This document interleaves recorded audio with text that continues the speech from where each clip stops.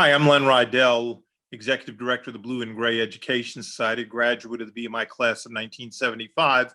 And I would like to welcome you to our Leadership in the Army of Northern Virginia Symposium conducted at the Virginia Military Institute in Lexington, Virginia in October of 1996. Our first lecture today was another VMI graduate and perhaps our most noteworthy Civil War historian, Richard McMurray, I believe is of the class of 1961 at VMI.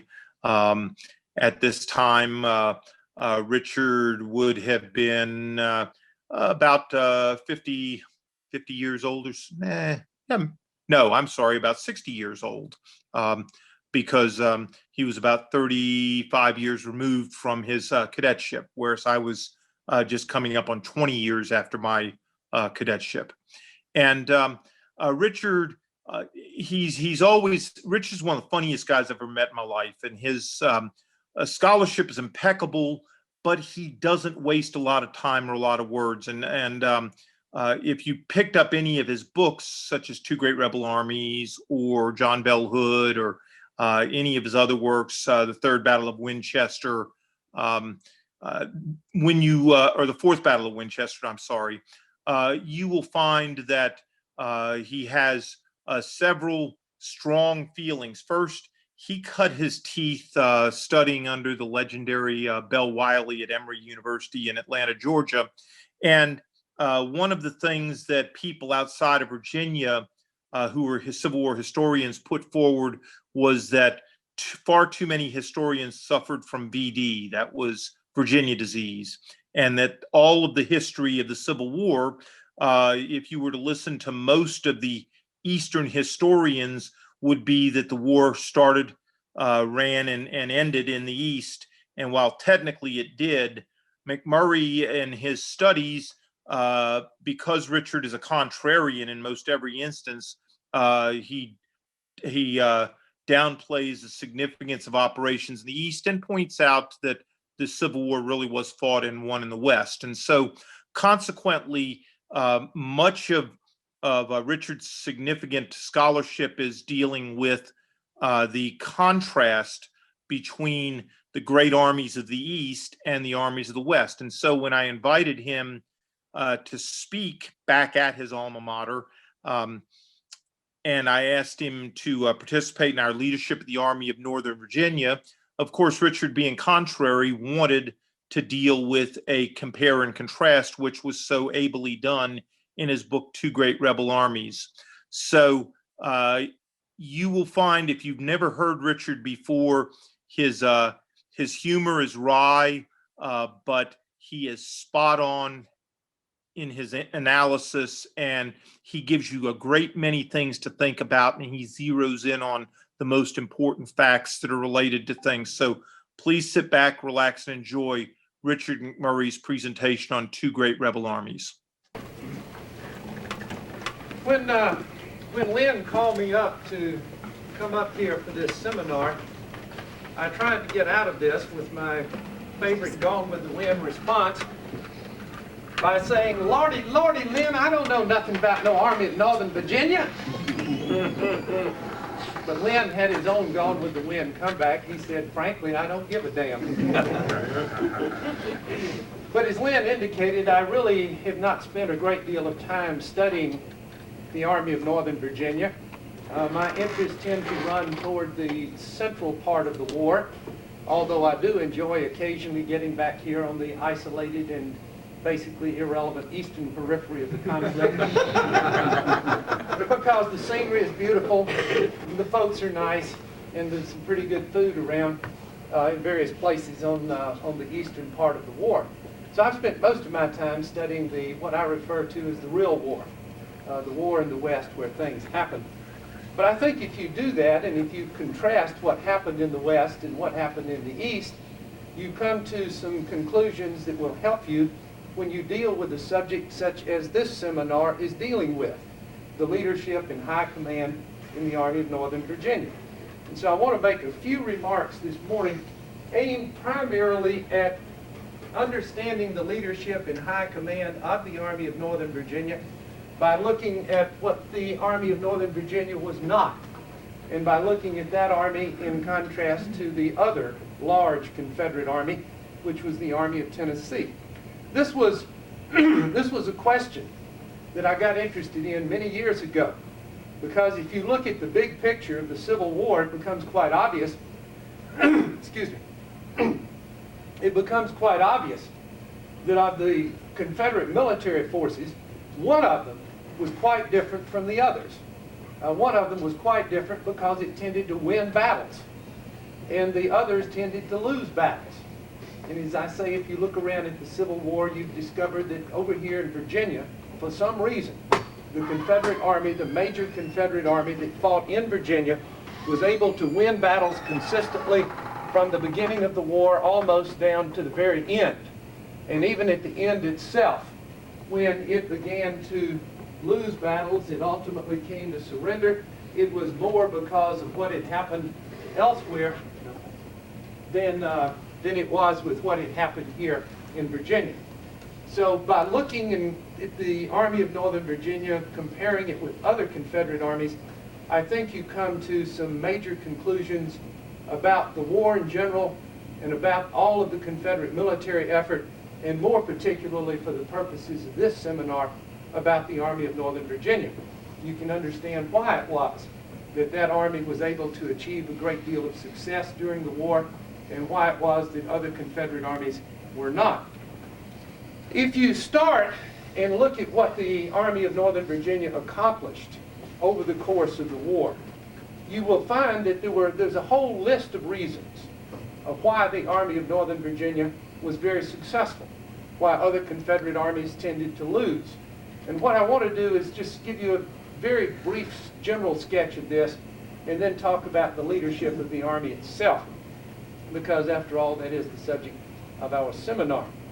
If you start by looking at a map of the United States, you see a very obvious reason why the Army of Northern Virginia enjoyed a great deal of success and why other Confederate armies did not. The geography of the Confederate states conspired against other Confederate forces, particularly against the Army of Tennessee, which operated in that central part of the war: Kentucky, Tennessee, Mississippi, Alabama, Georgia, and ultimately the Carolinas as well. But if you look at the map, you will observe that there are major rivers that flow through the area that the Army of Tennessee was supposed to defend. The Mississippi River on the west, the Tennessee River, the Cumberland River. Those rivers opened up what Thomas Lawrence Conley and others had called the heartland of the Confederacy. They gave the Federals avenues of transportation, lines of supply, lines of communication that the Confederates could not block, could not stop, could not destroy, and just opened that whole area up, flanked positions taken by the Confederates in the West, and made it impossible for the Western armies of the Confederacy to hold Kentucky, Tennessee, and parts of northern Alabama. Just right off the bat, geography changes everything. In Virginia, by contrast, the rivers tend to flow from west to east. They became lines of defense behind which the Army of Northern Virginia could take up one position after another. They became obstacles to the Federal advance because the Federal armies had to get across them in the face of opposition from the Confederates. So right off the bat, the Army of Northern Virginia enjoyed a situation with regard to the geography of the area in which it operated that the Army of Tennessee did not enjoy. And that was a major factor, particularly in the first couple of years of the war, when the Federals were establishing their authority over Kentucky, over Tennessee, and along the Mississippi River to split the Confederacy in half. Beyond the natural features, such as geography, there were also man-made features that gave the Army of Tennessee, put the Army of Tennessee at a disadvantage and gave the Army of Northern Virginia an advantage.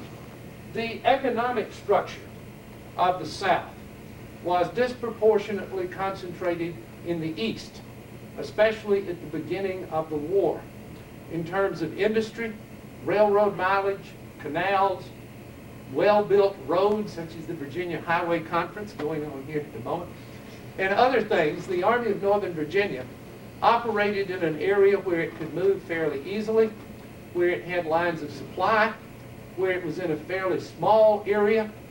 Thomas Lawrence Conley used to like to point out that the Army of Northern Virginia fought its battles in an area of about 25,000 square miles, whereas the Army of Tennessee fought over an area of about 250,000 square miles.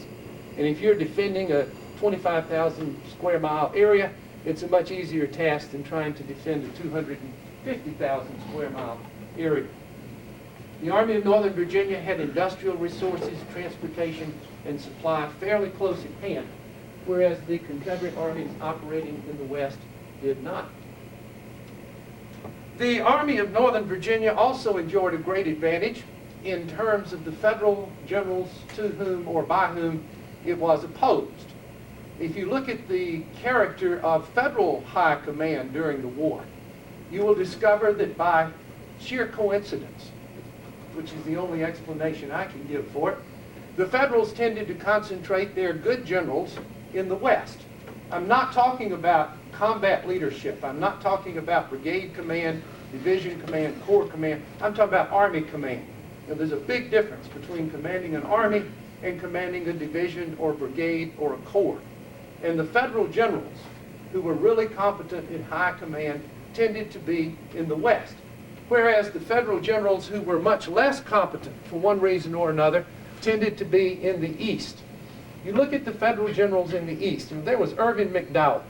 His greatest accomplishment, they said, was being able to eat a watermelon in one sitting. Now, that's not really a requirement for being a successful general. There was George B. McClellan. His great drawback was that he absolutely despised his commander-in-chief and would not cooperate with him under any conceivable circumstances. Distrusted the government and was distrusted by the government under which he held command. There was John Pope, headquarters in the South, which, as you know, the Confederates like to point out was where his hindquarters ought to be. There was Ambrose Burnside, whom one historian has called absolutely the worst general who ever lived. There is a wonderful book called From the Jaws of Victory by Charles Fair, published about, I guess, 25 years ago. It's a history of military stupidity from the time of the Romans down until the present day. It is dedicated to Ambrose Burnside, who, says Fair, was the worst general who ever lived. And you know, if you're the worst general who ever lived, I guess you have achieved the pinnacle of some sort, or whatever the opposite of a pinnacle is. But anyway, Ambrose Burnside, anybody would be a good general if he was opposed to Ambrose Burnside, except maybe James Longstreet. Joe Hooker. You know, now there was a brilliant leader for you, a failure as Army commander. George Meade was capable, but not really brilliant and spectacular. So the Army of Northern Virginia had the advantage of conducting a war against Union generals who were of much less quality than Union generals in the West. Lynn is planning, I believe, this seminar next year on the high command of the Army of the Potomac. And this should be interesting, you know, people are giving papers on John Pope and Ambrose Burnside and Joe Hooker and George B. McClellan and folks like that.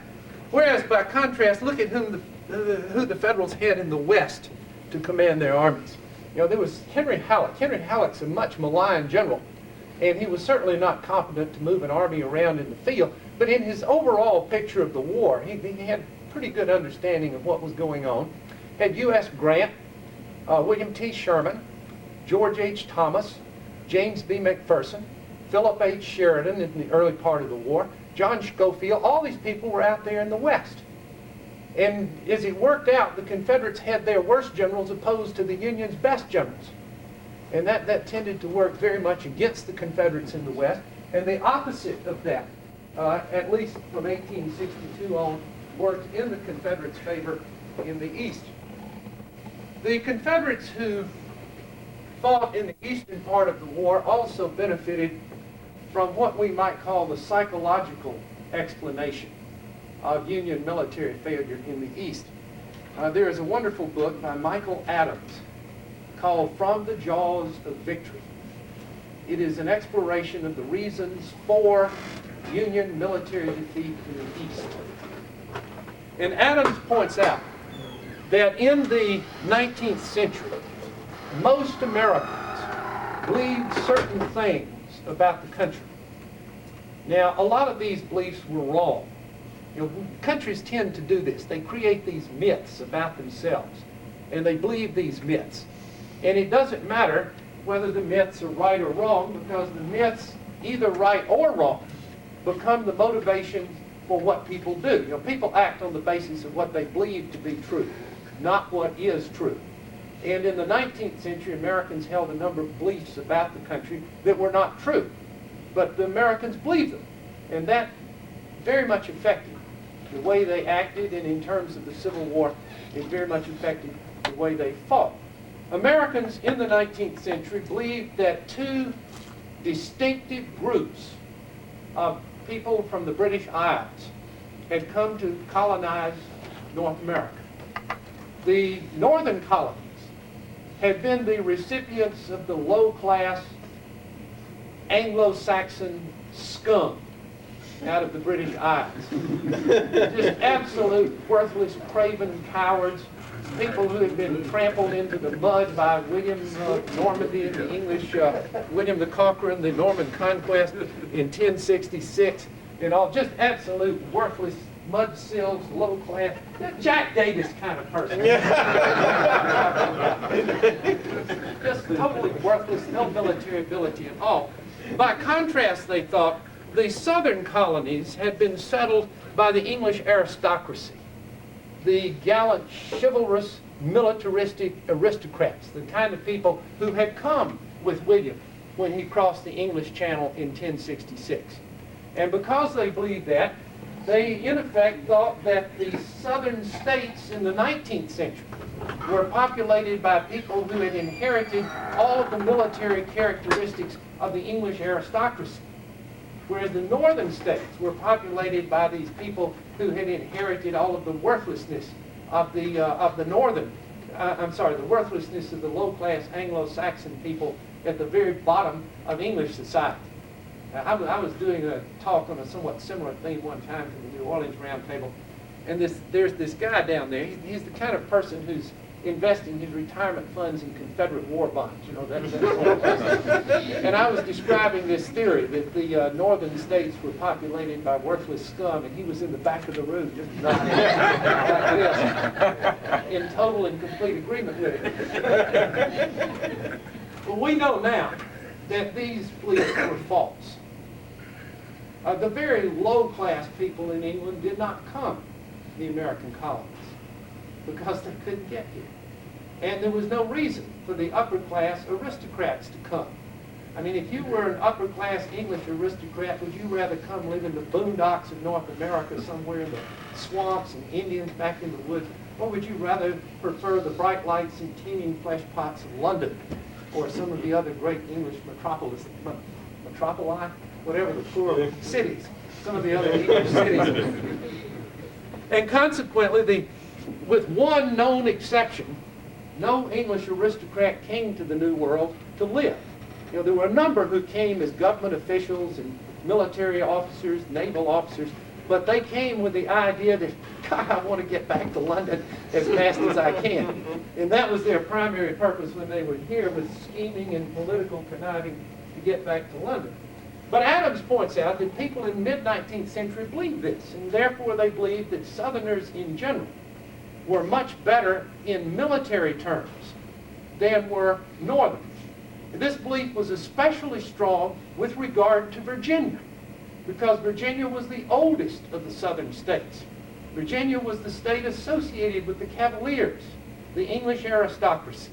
It was the state associated with the American aristocracy, you know, George Washington, Madison, all those people who had been very prominent in the 18th century in America were Virginia aristocrats. So that Virginia, far more than the rest of the South, was associated with this belief that Southerners were natural aristocrats and therefore naturally skilled and competent as military leaders. This belief was also especially strong in the East because it was a belief that got into literature. And the Eastern literary centers, Boston, New York, Philadelphia, Baltimore, places like that, these were the people who read the English novels. And they were the ones who picked up on this belief. So Adams says that in the 1860s, when the Northern soldiers went off to the Civil War, the ones from the eastern states, that is New England, New York, New Jersey, Philadelphia, that area in particular, went into battle convinced that they were going to lose because they were these low-class Anglo-Saxon type people fighting against the aristocratic Norman Virginians. And when you go into something like a battle or an athletic contest expecting to lose, that pretty much guarantees that you will. Now, I don't know who Nebraska is playing this weekend, but I would be willing to bet that whatever team it is expects to lose. And with that premise, it probably will. You know, it's a moral victory if we can hold them to less than 70 points. And when you have that attitude, you're probably going to get whipped, or as we say in the Deep South, whooped. That verb is properly pronounced to whoop. And the Northern soldiers in Virginia went into battle against the aristocratic Southerners in Virginia expecting to get whooped. And by and large, they did. But it was quite different in the West, because the Northern armies that fought in the West were not your effete, effeminate Eastern Yankee armies. I had this vision, you know, of the Army of the Potomac in tutus or something, pirouetting across the battle. Now, that's the Army of the Potomac. But look, you know, there are those guys, and who are those men in the tall black hats? They look like soldiers. They're the Western troops, the Iron Brigade. And the Western armies of the Union were almost all Western troops. Farm boys from Minnesota and Wisconsin, Illinois and Iowa, they did not know that they were supposed to lose to the chivalrous aristocratic Southrons. And not knowing that, they went out and kicked butt. They started doing it at the beginning of the war, and they did it right through the war to the very end. So that the Confederates who fought in the West did not enjoy this psychological advantage over their opponents that the Confederates who fought in the East did. So all of these things are real background information for understanding the success of the Army of Northern Virginia. You know, everything from the area in which the Army fought, the geography of it, the economic infrastructure, the character, quality, abilities of its opponents, the psychological edge that it had. All of these things worked to give the Army of Northern Virginia an advantage over the Army of the Potomac throughout the 4 years of the Civil War.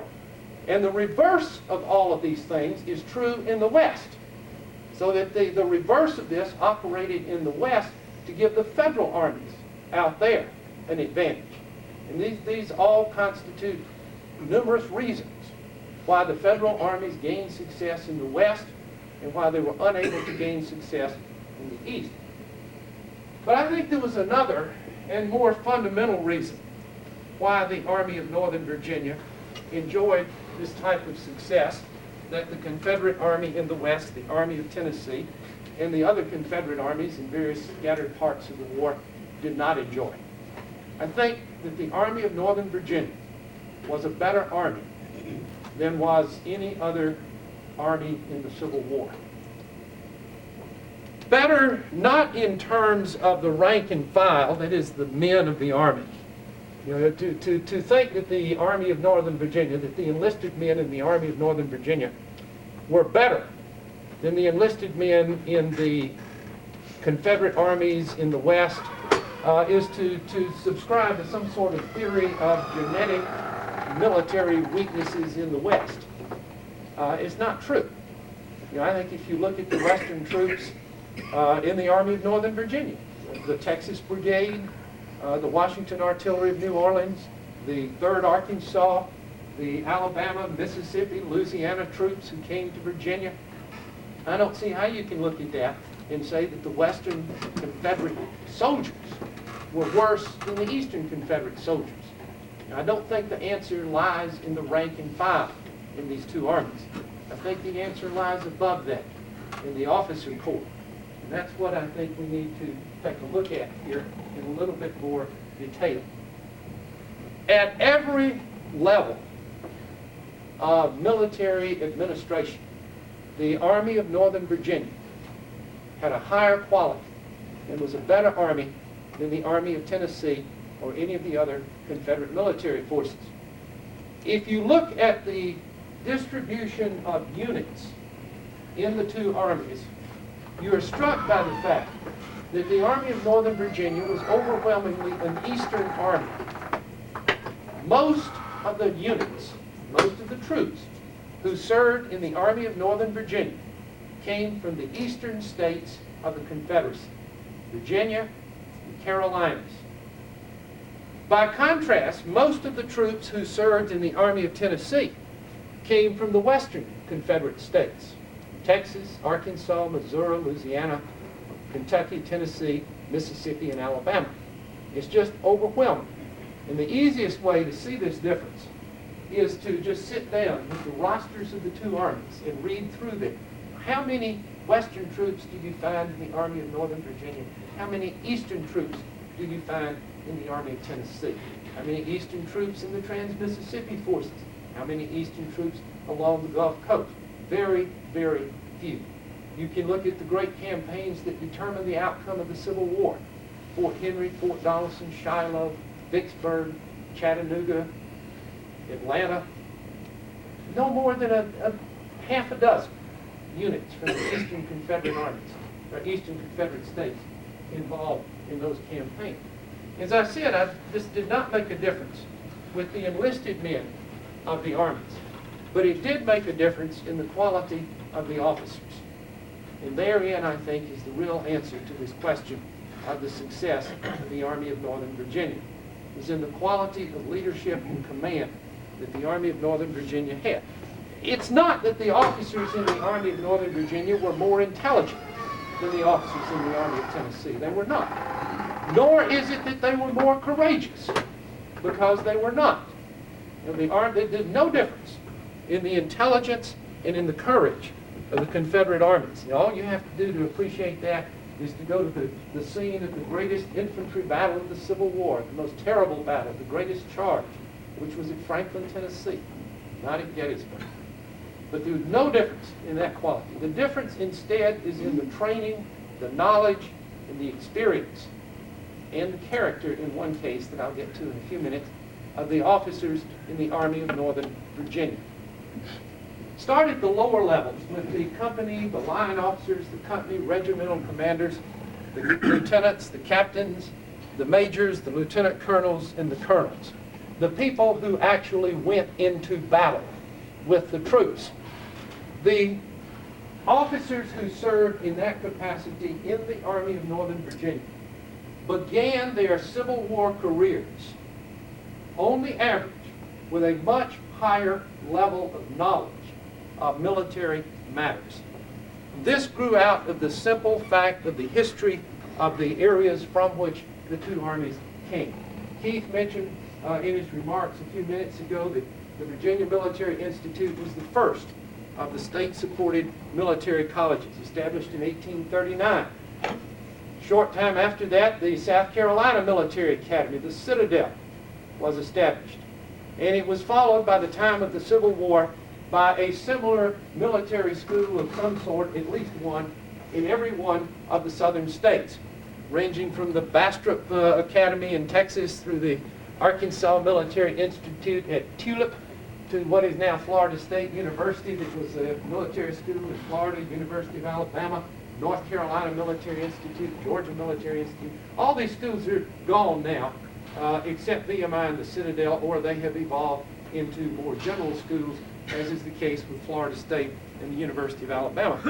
But the ones that were established in the Eastern Confederacy existed for so much longer than the ones established in the West, so that by the time of the Civil War, they had produced far more graduates.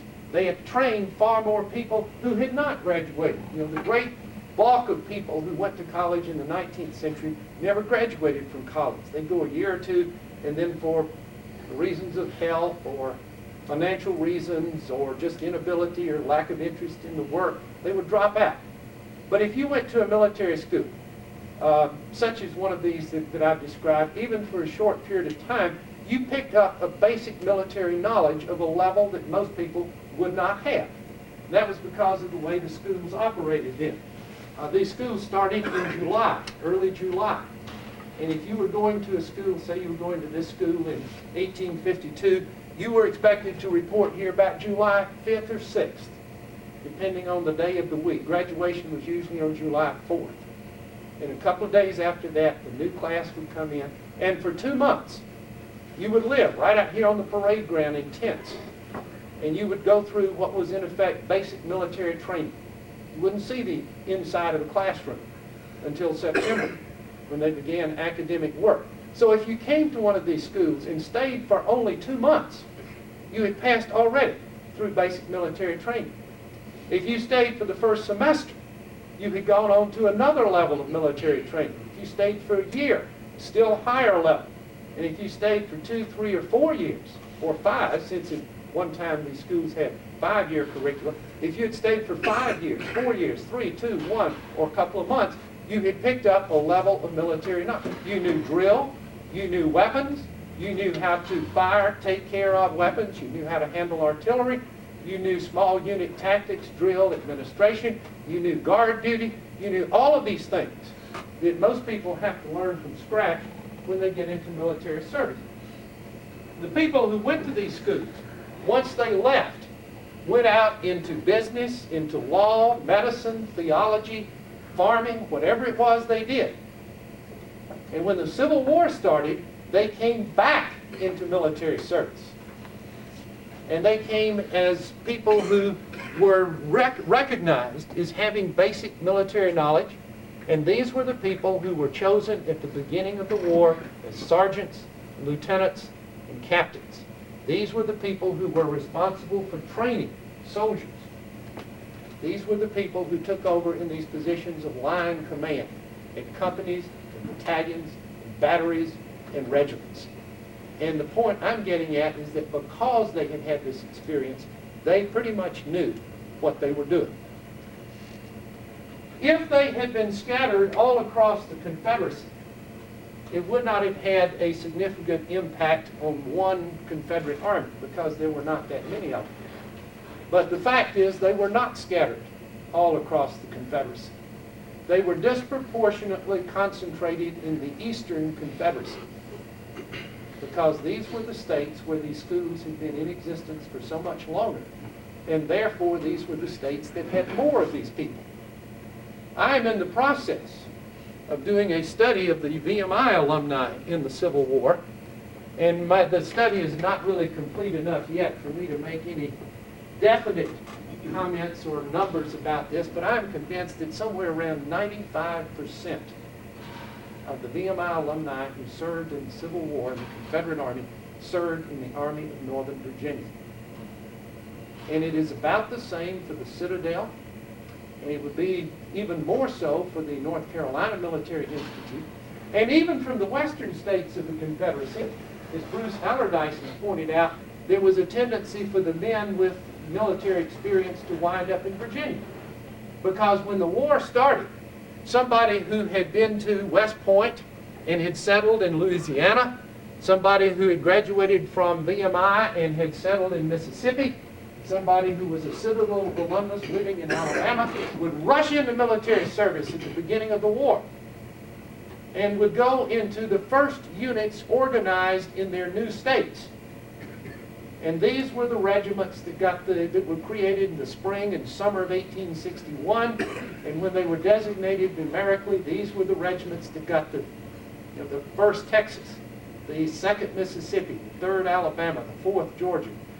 These were the regiments organized first. They had the lower numbers when the regiments were given numerical designations. And there was a tendency on the part of the Confederate government to send these regiments to Virginia. Now, the early regiments raised were rushed to Virginia. And if you want to see this, sit down sometime and average the numerical designations of the Mississippi regiments in the Army of Northern Virginia as compared to those in the Army of Tennessee. Or with the Louisiana regiments or the Tennessee regiments. The average Louisiana regiment in the Army of Northern Virginia was the 7.7th Louisiana. The average Louisiana regiment in the Army of Tennessee was the 15.6th Louisiana. So you see the regiments organized first in the Western Confederacy wound up in Virginia, which brought back to Virginia So many of these people who had been to West Point, to BMI, to the Citadel, to the North Carolina Institute, and to these other schools. And it was only later when they got around to organizing the 35th Georgia, the 48th Tennessee, the 24th Mississippi that they began concentrating large numbers of these troops for what became the Army of Tennessee. And by that time, the experienced military people were already with regiments in Virginia. What this meant was that the level of military knowledge at the company, battalion, battery, regimental level in the Army of Northern Virginia was far higher than the level in the Army of Tennessee. I do not mean to say that these people were braver or more intelligent. I repeat that. But I do mean to say that they had a basic military knowledge at the very beginning of their military career. This did not make them great military commanders. It did not even mean that they were courageous, because some of them from these various schools turned and ran under fire. It did not even mean that they would serve honorably. BMI does not like to talk about this, but there was one BMI alumnus who went in the Confederate Army and deserted. Then he went over to the Federals, and he joined the Federal Army. And he proved so unsatisfactory as a Federal officer that he was cashiered and kicked out of the Federal Army in disgrace. There is no statute to him out here. But I suppose it must be said in defense of BMI that he was from what is now West Virginia. And he was probably admitted to the school under some sort of court order.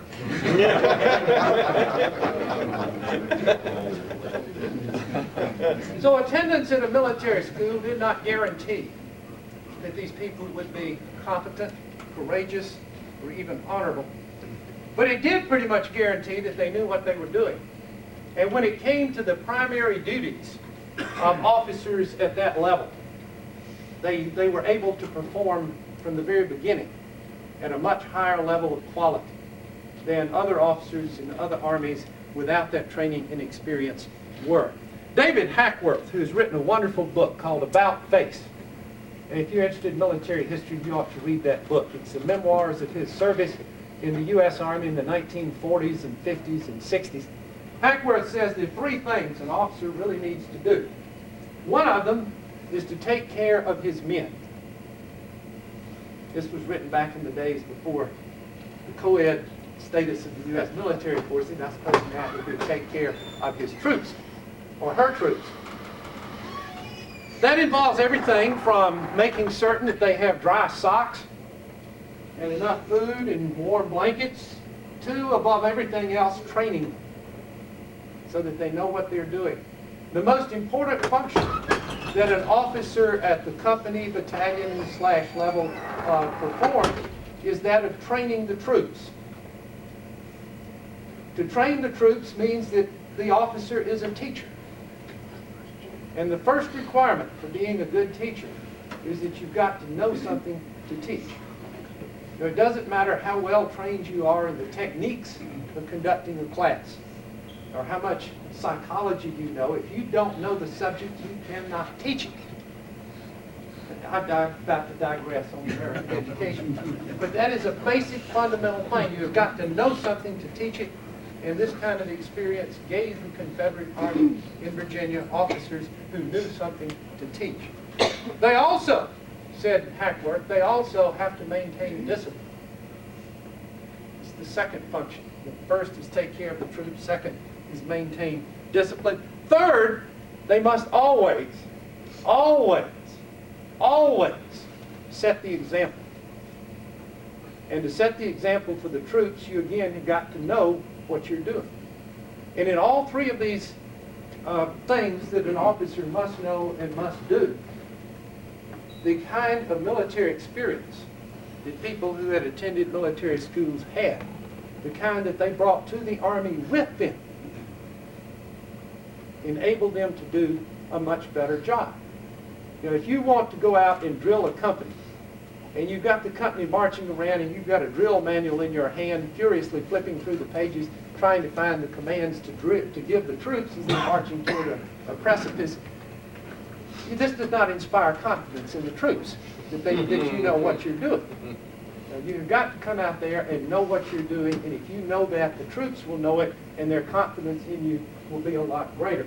And this just gave the officers at this level in the Army of Northern Virginia a much greater advantage than officers without that experience in other levels had. At the general officer level, too, the Army of Northern Virginia, I think, was better. The great bulk of people who served as general officers in the Army of Northern Virginia had some kind of pre-war military training and experience, particularly those who served in division command or higher. You know, it was not until May 1863 that the Army of Northern Virginia had a division commander who was not a West Point graduate. And then the first one was Robert Rhodes, who was a graduate of VMI. Whereas, by contrast, in the Confederate Army of Tennessee in the West, people without formal military training were commanding divisions and corps very early on, in 1862. And again, the difference is not intelligence and courage, but the difference is knowledge and experience. Simply the technical knowledge of how you work around in a military bureaucracy. But I think the real difference between the two armies, and the real difference in accounting for the success of the Army of Northern Virginia, is at the very highest level of command. The Army of Northern Virginia had 4 commanding officers during the course of the Civil War, or what became the Army of Northern Virginia, had 4 commanding officers. The first was P.G.T. Beauregard, who took command of the Confederate forces around Manassas in 1861 and held that command for a month or so in the early spring. Beauregard's command was at a time when everything was so fluid that it really did not have any permanent effect of what was going on. Beauregard was succeeded by Craig Simon's hero, Joseph E. Johnston, an absolute disaster as commander of every Confederate force that he ever commanded, not because of technical lack of knowledge. Johnston, in terms of technical knowledge of commanding an army and maneuvering it around, was as good as anybody, but an absolute total disaster because he completely refused to cooperate with his government. And when a general commanding an army refuses to cooperate with his government, it is a recipe for disaster. This is why George B. McClellan was a failure with the Union Army. Now, the general has got to cooperate with and work with the government, and if he does not do that, nothing else matters because he is doomed to failure. And that was Joe Johnston's great weakness. He refused to work with the Confederate government. Fortunately for the Confederates, he got shot in May 1862. And he was superseded briefly by Jack Davis's role model, Gustavus Woodson Smith. A total bumbling incompetent who immediately went to pieces upon taking over the command of the Army in Virginia, and the next day was replaced by Robert E. Lee. And there is the real difference between these armies, as Charlie Rowland is going to tell us. The real difference was Robert E. Lee in command at the top of the Confederate Army in Virginia. Because Lee, unlike Joseph E. Johnston, unlike Beauregard when he got command in the West, Lee was willing to work with, to cooperate with the government. Lee understood that the Army is a part of the government, and if the Army does not work with the government, it is going to come to disaster. And Lee worked very hard to cooperate with Jefferson Davis and the Confederate officials in Richmond to ensure the success of his army. He did this from the very beginning of his Confederate service, when he was in state service in the spring and summer of 1861 as commander of the Virginia forces. He cooperated with the Confederate government. Quite a contrast to what was going on in the West. The commander of the most important state military forces in the West was Gideon J. Pillow, who commanded the State Army of Tennessee, the Provisional Army of Tennessee, at the very beginning of the war. Pillow is famous for several episodes in his military career. In the Mexican War, where he was a general, thanks to the fact that his former political crony James K. Polk was President of the United States, He turned around and had his troops dig a trench and to pile the dirt behind them. Think about this a minute. You know, if you're defending a position and you're entrenching your position, do you want to pile the dirt behind you? At the beginning of the Civil War, when he was trying to defend Tennessee, he had his troops at Memphis place their cannon right on the very edge of the bluff overlooking the Mississippi River, until William H. Russell, a British newspaper correspondent, pointed out to him that all a Federal gunboat had to do was fire a couple of shells into that bluff, which would be a hard target to miss, underneath the guns, and it would collapse the whole thing right into the river. At the Battle of Stones River, when he was commanding a brigade later in the war, he was found hiding behind a tree rather than going into battle with his troops. Pillow was not a particularly skillful general. Tom Connolly calls him vain and overstuffed, which is a bad pun on his name.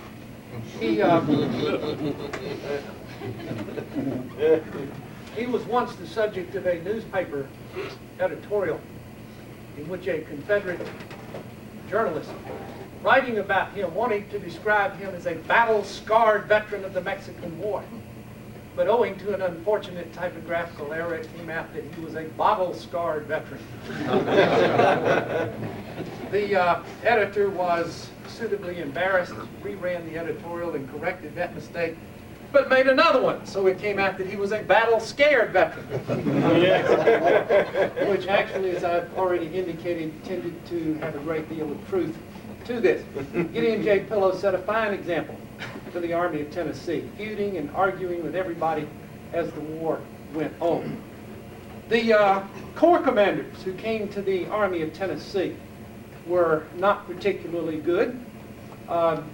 You can ask question, who was the best corps commander in the Confederate Army? And I think you'd get an argument whether it was Stonewall Jackson or James Longstreet. You know, Jeff Wirt, who's written a biography of Longstreet, says it was Longstreet. Others would say that it was Jackson.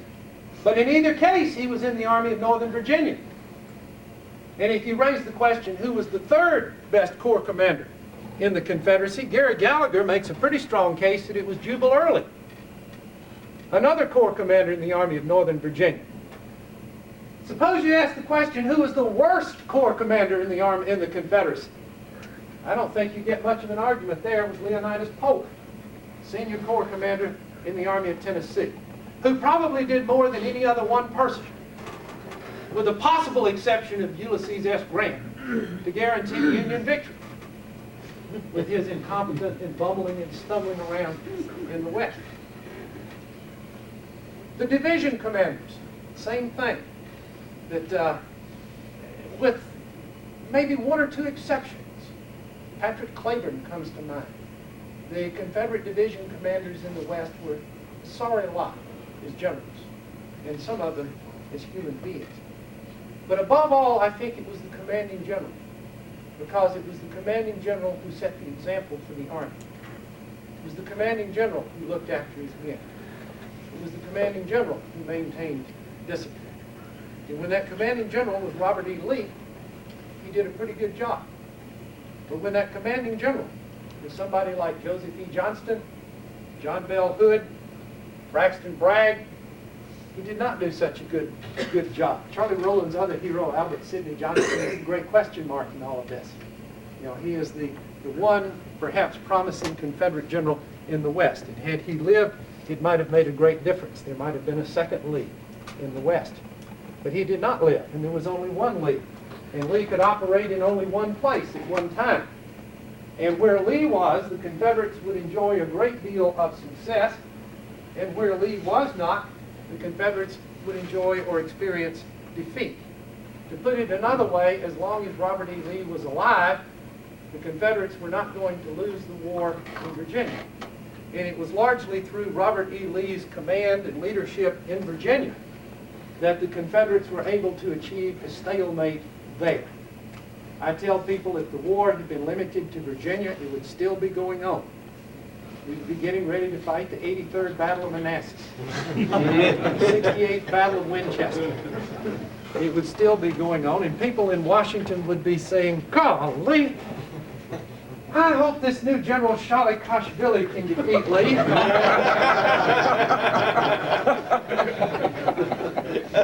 Yeah, that old man's been beating up on us for 130 years now.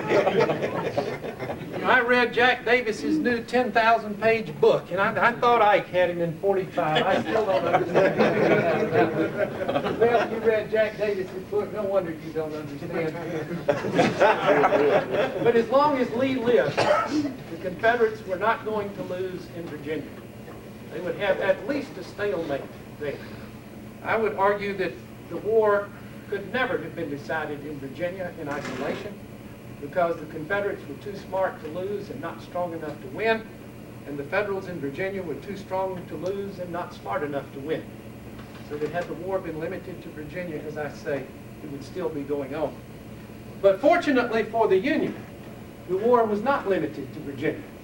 And while Lee and the Army of the Potomac were battling to a bloody stalemate in Virginia that threatened to go on indefinitely, the Federal armies in the West were moving from victory to victory to victory to victory to victory to victory. And the history, the real military history of the Civil War is an unbroken string of Federal victories, beginning at Mill Springs and running through Fort Henry, Fort Donelson, Pea Ridge, Island Number 10, Shiloh, Memphis, Fort Jackson, St. Philip, New Orleans, Baton Rouge, Perryville, Corinth, Iuka, Tullahoma, Vicksburg Campaign, Port Hudson, Arkansas Post, Chattanooga, Atlanta, Franklin, Nashville, Savannah, Haversburg. One Union victory after another, with the Confederates enjoying occasional success on the periphery of the war, but winning battles that had no meaning in the long history of the war other than to preserve a stalemate.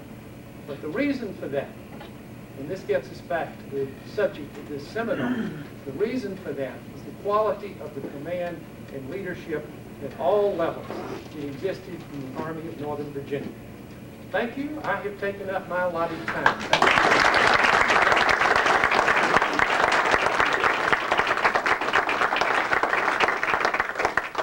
Questions?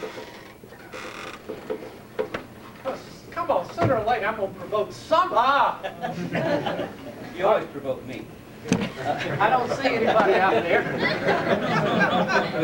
Just last week was I do rereading, seem to hear a noise. rereading Grady McQueen's Cracker Culture, and of course he goes on a good bit about the warlike nature of the Cracker, who is essentially a Western character. In dealing with this Michael C.C. Adams book, which, by the way, the title is Our Masters, the Rebels, Yeah. not From the Jaws of Victory. No, that's the. I'm sorry. Did I say that? Yeah. I'm sorry. Charles. Excuse me a minute. Charles Fair wrote From the Jaws of Victory. I'm sorry. F-A-I-R.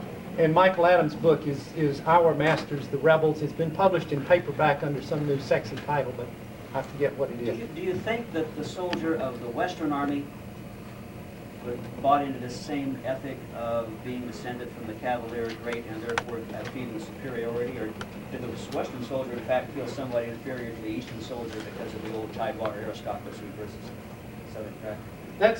I hate to say this, and if you ever tell Jack Davis I said this, I'll deny it, but that is a very interesting question. I think the Western Confederate soldiers, to a much less degree, bought into this.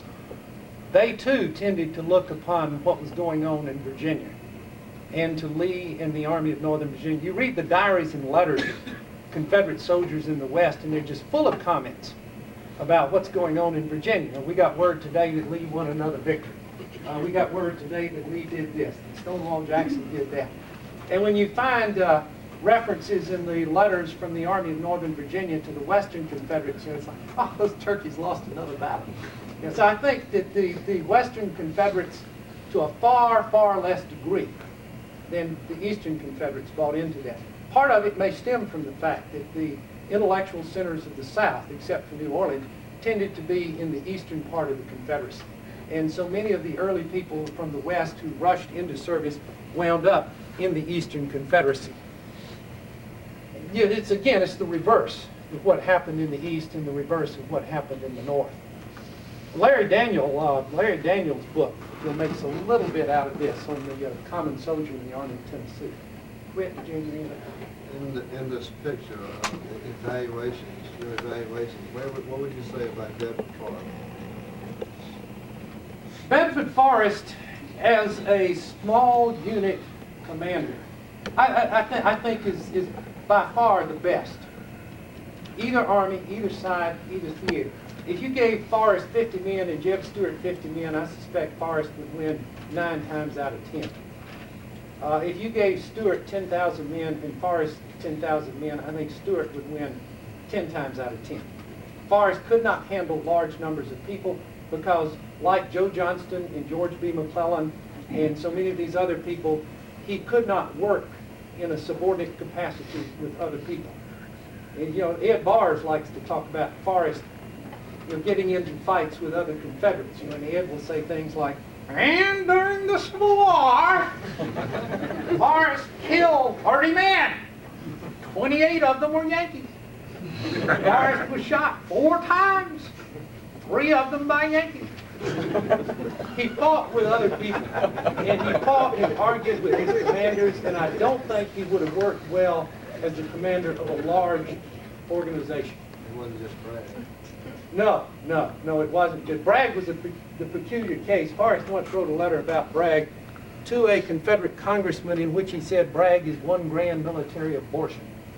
Bell Wiley had that letter in his papers collection, and I've gone to his papers in Emory trying to find it. It's gone. They don't know where it is. He may have sold it before his death. I don't know. But I saw the paper, the letter when they had it.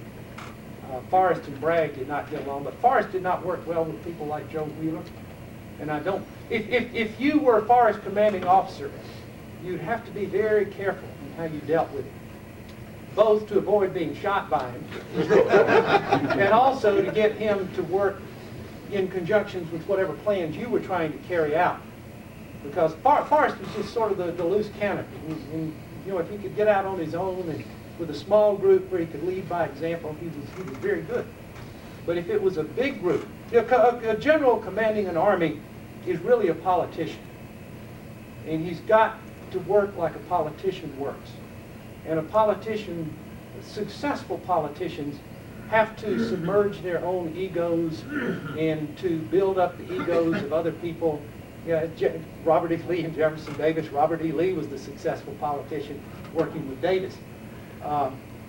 Lincoln was very good at this, you know, to work with these people and to get them very subtly to do what you wanted them to do. Forrest was not subtle.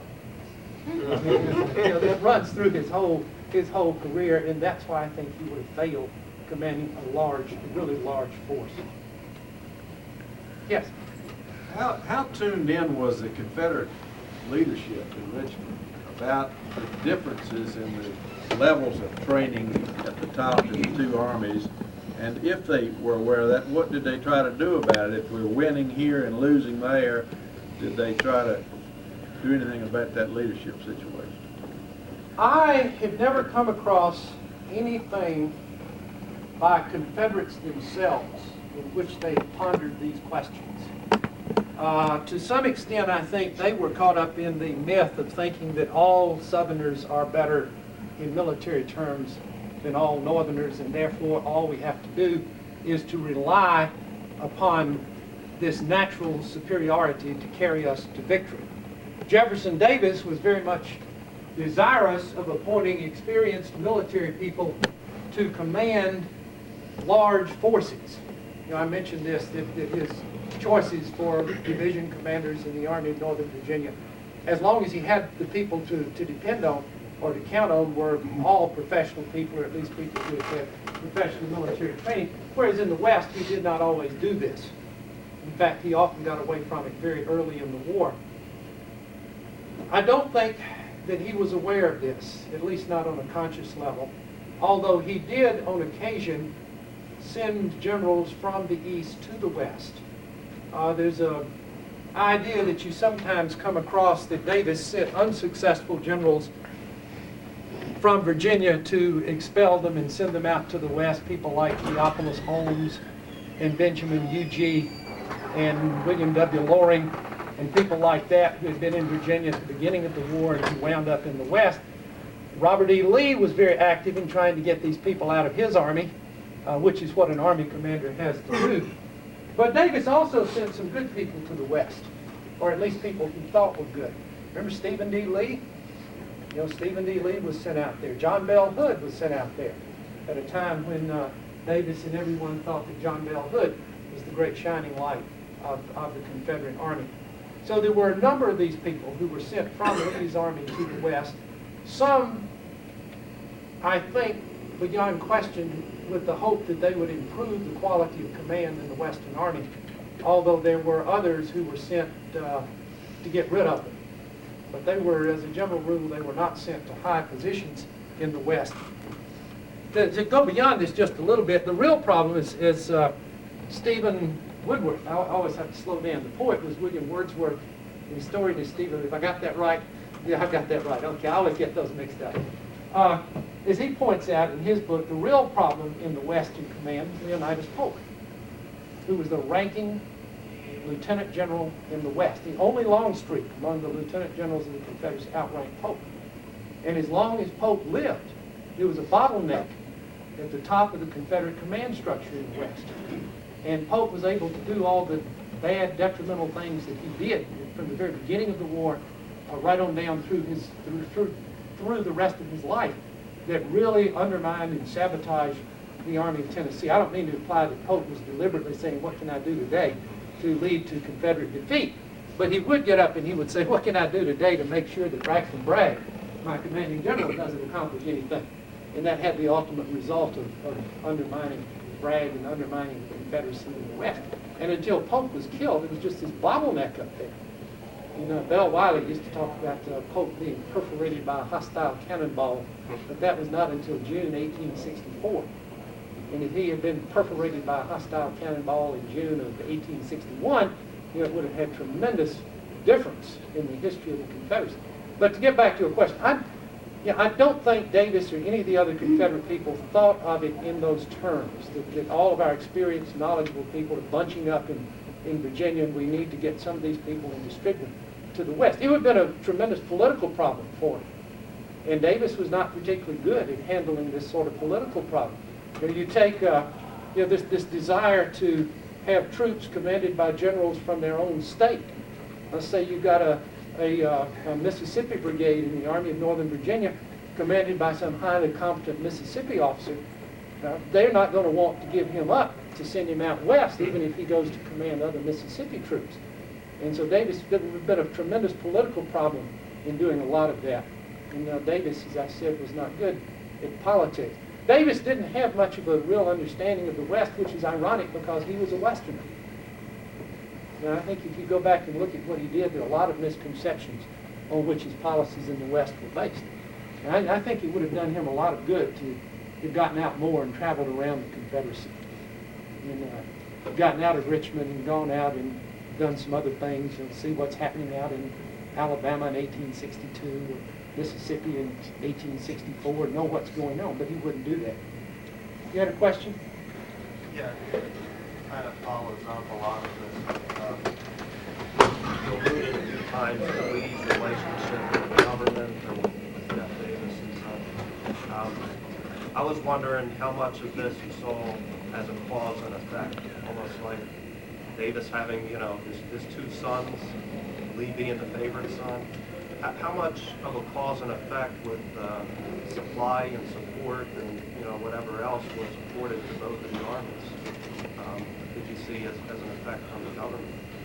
I don't think that the government made a deliberate effort to give more supplies to the Army of Northern Virginia, although it sometimes followed policies that had that effect. And again, I think the real problem for the Confederacy there was that Davis was blind to the effect of policies. You know, you can have policies that are designed to be neutral, but they in fact help one group rather than another. The war in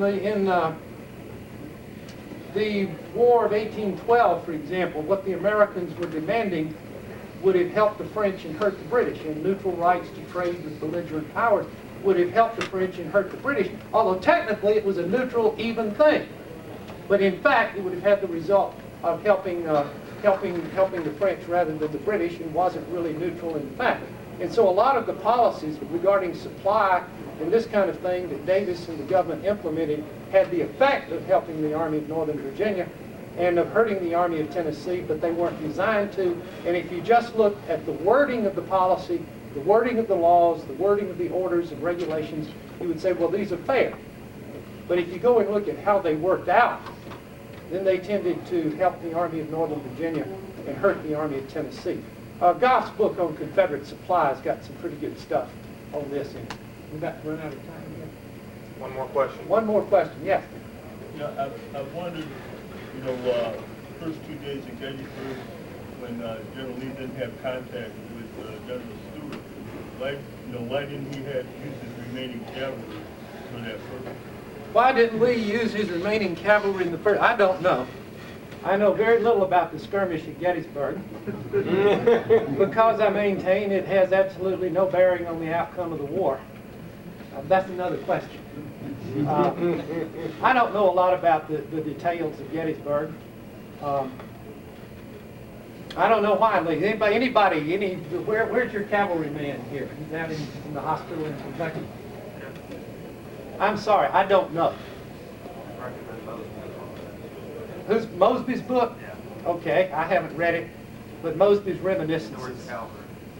I would submit probably that that there was a reasonable expectation that Lee had that Stuart was in fact on a tether, that no news was not bad news, and until he actually found himself drawn into the action at Gettysburg, he had a specific function for those cavalry that had remained with his forces. They were protecting his flanks, and he still had reasonable expectation that Stuart was not in fact lost and that he was going to come to support him. So I think until the battle was too far matured, I don't think that it really perhaps dawned on Lee that in fact he had been badly served by his cavalry chief, and that in fact the alternate arrangements would have to be made. And by then, of course, he was already a day and a half into a battle that he really didn't particularly want, but since it came to him, he accepted it. Wasn't there a whole debate that occurred in Richmond prior to that as far as whether troops were going to be sent west to assist with Vicksburg?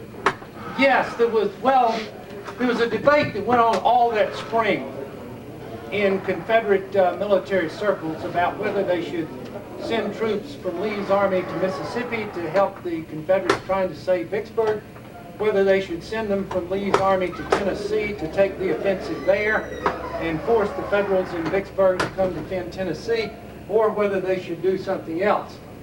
Jefferson Davis, at least at first, would have said send them to Mississippi. There was a group called the Western Concentration Bloc. Beauregard was in it. Longstreet was in it for a while and then got out of it. It said send them to Tennessee, and Lee was arguing that we can best help by taking the offensive here. I think Lee was right. It just didn't work. But there was this kind of debate and correspondence going on beginning really in late April, early May of 1863, and running on down to mid to late May when they finally got it resolved with Davis saying, okay, Lee, go north. But you're right, there was that debate there. Anything else? How would you compare them with the state militias in the South? I know very little about the state militias in the North, so it's kind of hard to compare them with those in the South. As a general rule, the quality of the state militias varied enormously from one state to another. Some states, I know New York and Massachusetts in the North, probably more than any others, had a quality, at least some quality units in the militia.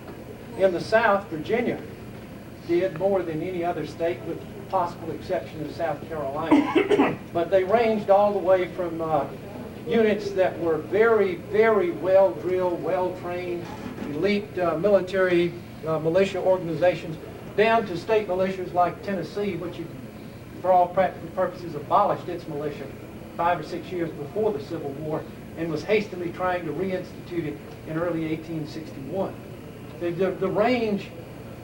The range from good to bad is probably the same on both sides, and what you get into an argument about is this state's militia is better than that state's militia. And overall, it's probably a wash. Thank you very much. Okay. Very